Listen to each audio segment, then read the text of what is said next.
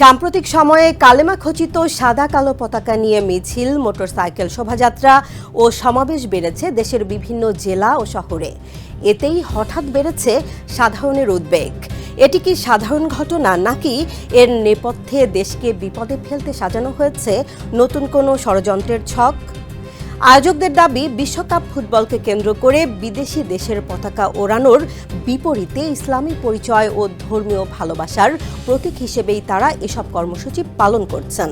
তবে আইনশৃঙ্খলা বাহিনী ও বিশ্লেষকদের একাংশ বলছেন, ব্যবহৃত কিছু পতাকার নকশা আন্তর্জাতিক উগ্রবাদী গোষ্ঠীগুলোর প্রতীকের সঙ্গে সাদৃশ্যপূর্ণ হওয়ায় বিষয়টি নিবিড়ভাবে পর্যবেক্ষণ করা হচ্ছে।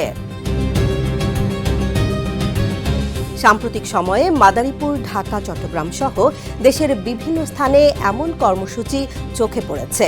মাদারীপুরে শতাধিক মুসল্লিকে নিয়ে কালেমা খচিত পতাকা হাতে মোটরসাইকেল র্যালি অনুষ্ঠিত হয়। অংশগ্রহণকারীদের দাবি, ফুটবল বিশ্বকাপকে কেন্দ্র করে বিদেশি পতাকার ব্যাপক প্রদর্শনের বিপরীতে মুসলমানদের ধর্মীয় পরিচয় তুলে ধরতেই এই উদ্যোগ নেওয়া হয়েছে। তবে ইসলামিক গবেষক ও ইসলামিক ফাউন্ডেশনের কর্মকর্তারা বলছেন, ইসলামে নির্দিষ্ট কোনো রাষ্ট্রীয় বা ধর্মীয় পতাকার নির্দেশনা নেই। মহানবী হযরত মুহাম্মদ সাল্লাল্লাহু আলাইহি ওয়াসাল্লাম বিভিন্ন যুদ্ধে ভিন্ন ভিন্ন রঙের পতাকা ব্যবহার করলেও মুসলিম উম্মার জন্য স্থায়ী কোনো নির্ধারিত পতাকার কথা ঐতিহাসিক সূত্রে পাওয়া যায় না। ফলে বর্তমানে ব্যবহৃত সাদা কিংবা কালো কালেমা খচিত পতাকাকে ইসলামের একমাত্র পতাকা হিসেবে উপস্থাপনের বিষয়টি নিয়ে প্রশ্ন তৈরি হয়েছে। বিশ্লেষকদের মতে, এই প্রবণতার পেছনে দুটি বিষয় কাজ করছে। প্রথমত, ফুটবল বিশ্বকাপকে ঘিরে বিদেশি পতাকার ব্যাপক ব্যবহার। দ্বিতীয়ত, সামাজিক যোগাযোগ মাধ্যমে কিছু ধর্মীয় বক্তার বক্তব্য, যেখানে বিদেশি পতাকার বিপরীতে কালেমার পতাকা টাঙানোর আহ্বান জানানো হয়েছে। সেই বক্তব্য ভাইরাল হওয়ার পরই দেশের বিভিন্ন অঞ্চলে এ ধরনের পতাকা প্রদর্শন দৃশ্যমানভাবে বেড়ে যায়। মানবাধিকার কর্মী ও নিরাপত্তা বিশ্লেষকদের একটি অংশ সতর্ক করে বলছেন, বিশ্বের বিভিন্ন উগ্রবাদী গোষ্ঠী অতীতে একই ধরনের প্রতীক ব্যবহার করেছে। যদিও যারা এসব মিছিল করছেন তাদের অধিকাংশই ধর্মীয় অনুভূতির প্রকাশের কথা বলছেন।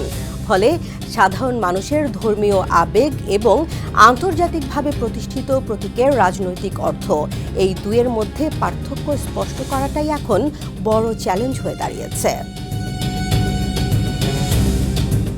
এদিকে কালেমা খচিত পতাকার নেপথ্য অনুসন্ধান করে প্রতিবেদন প্রকাশের পর ঢাকার একটি গণমাধ্যমের সম্পাদক হুমকির মুখে পড়েছেন বলে অভিযোগ উঠেছে। বিষয়টি নিয়ে থানায় সাধারণ ডায়েরি করা হয়েছে এবং পুলিশ তদন্ত করছে। পুলিশ সদর দপ্তর জানিয়েছে, কোনো পতাকা বা প্রতীক যদি নিষিদ্ধ বা উগ্রবাদী সংগঠনের সঙ্গে সম্পৃক্ততার প্রমাণ বহন করে কিংবা জননিরাপত্তার জন্য হুমকি সৃষ্টি করে, তাহলে আইন অনুযায়ী প্রয়োজনীয় ব্যবস্থা নেওয়া হবে। এদিকে দেশের বিভিন্ন স্থানে আরবি হরফে লেখা কালেমা সহ সাদা পতাকা টানানোর বিষয়টি সরকারের নজরে এসেছে বলে জানিয়েছেন প্রধানমন্ত্রীর তথ্য ও সম্প্রচার বিষয়ক উপদেষ্টা জাহিদুর রহমান। সচিবালয়ে এক ব্রিফিংয়ে তিনি জানান, এর পেছনে কোনো সুনির্দিষ্ট পরিকল্পনা আছে কিনা তা খতিয়ে দেখা হবে। সব মিলিয়ে কালেমা খচিত পতাকা নিয়ে সাম্প্রতিক এই মিছিলগুলো ধর্মীয় আবেগ, সাংস্কৃতিক প্রতিক্রিয়া, নাকি সংগঠিত কোনো বৃহত্তর প্রচারণার অংশ, সেই প্রশ্নের উত্তর এখনও স্পষ্ট নয়। তবে বিশেষজ্ঞরা বলছেন, বিষয়টি নিয়ে আবেগ নয়, প্রয়োজন তথ্যভিত্তিক আলোচনা, জনসচেতনতা এবং দায়িত্বশীল অনুসন্ধান।